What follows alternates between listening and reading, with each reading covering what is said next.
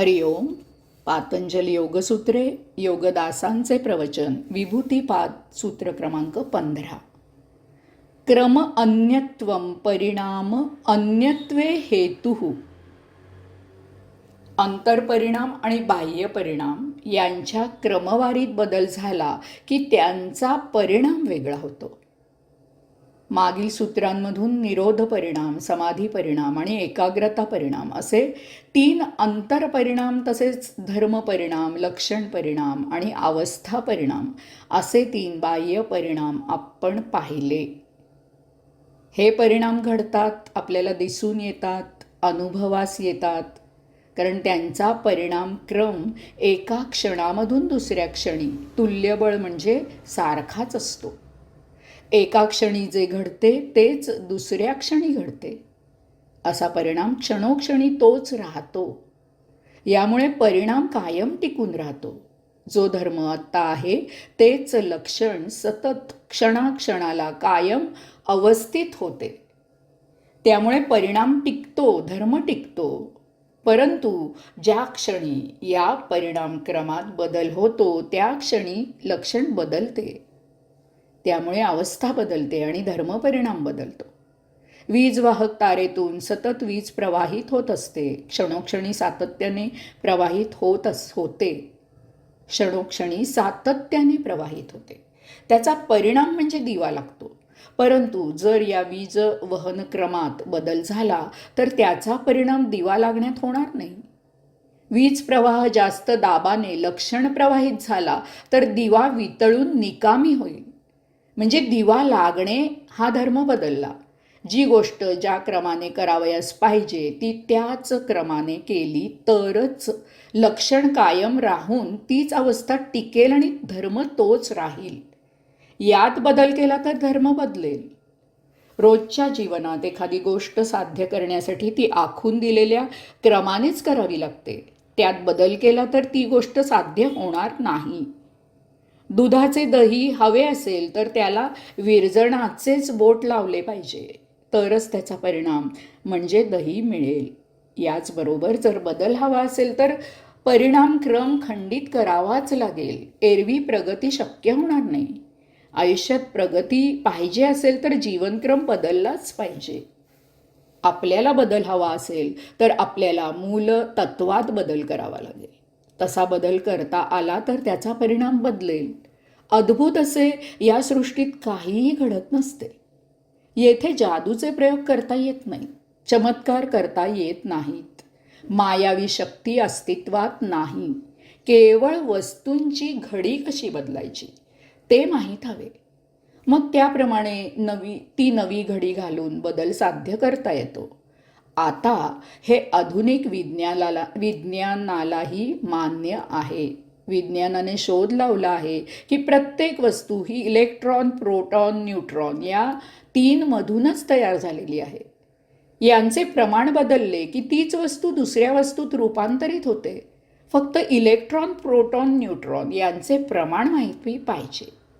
उदाहरणार्थ दगडाचे विभाजन करायचे म्हणजे आपल्याला त्यातील इलेक्ट्रॉन, प्रोटॉन, न्यूट्रॉन मिळतील. आता यांचे मिश्रण सोन्यामध्ये असणाऱ्या इलेक्ट्रॉन, प्रोटॉन, न्यूट्रॉन यांच्या प्रमाणात करायचे म्हणजे त्या दगडाचे सोने झाले. अशाच प्रकारे कोणतीही वस्तू ही दुसऱ्या वस्तूत रूपांतरित करता येते. योगाधिराज पातंजलींनी हे हजारो वर्षांपूर्वीच सांगून ठेवलेलं आहे. असे होणे हा चमत्कार नसून हा सृष्टी प्रवाह आहे. हा परिणामक्रम आहे. तो आपल्याला ज्ञात नसतो एवढेच. जडसृष्टी सतत बदलत असते, त्यामुळे ती नवीन वाटते. जे बदलते त्याचा प्रवाह क्रम बदलून हेतू साध्य करता येतो. पण जे स्थिर आहे तेच प्रवाहच नसल्यामुळे क्रम नाही, त्यात बदल करणे शक्य नाही. यामुळे सूक्ष्म आत्मा साध्य करण्यासाठी बदल होणारा देह वापरावा लागतो. आपल्या जीवनक्रमात बदल करावा लागतो. मुमुक्षू, साधक, योगी यांनी यातून योग्य तो बोध घ्यावा. परमात्म्याची पारंपरिक कल्पना बदलावी. परमात्मा म्हणजे कोणी तुमच्या आमच्यासारखी व्यक्ती नव्हे. माणसाला स्वतः पलीकडे काही दिसत नाही. तो परमात्म्याला सजीवांप्रमाणेच पशु पक्षी यांच्याप्रमाणे स्वतःप्रमाणे देहधारी समजतो.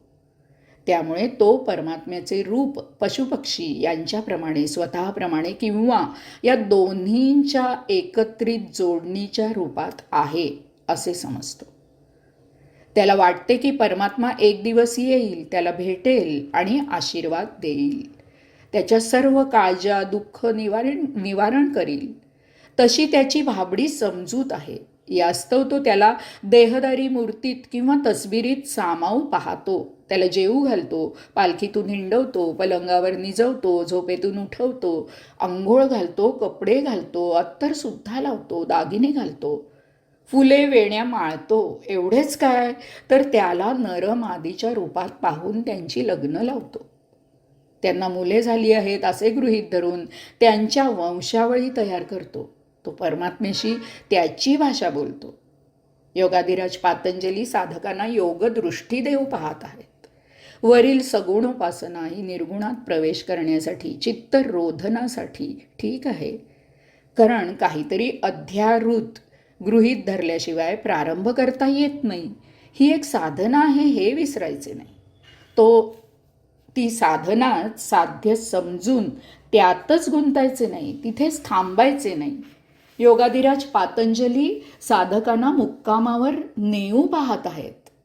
परमात्मा ही दिव्य चेतना आहे, ती विराट आहे, विश्व व्यापून आहे, ती सर्वत्र सचेतन आहे, ती आपल्या अंतःकरणातही आहे. तिला जागृत करायला शिकायचे. त्या योगे त्या विराटात सामील व्हायला शिकायचं. परमात्मा कोणत्याही रूपात तुमच्यासमोर नाही, कारण तुम्ही स्वतःच परमात्मा आहात. फक्त ते जाणायचं शिल्लक आहे. एकदा अफलातून नगरीच्या एस.टी. स्टँडवर मला बाळू भेटला. नुकताच प्रवास करून आला होता.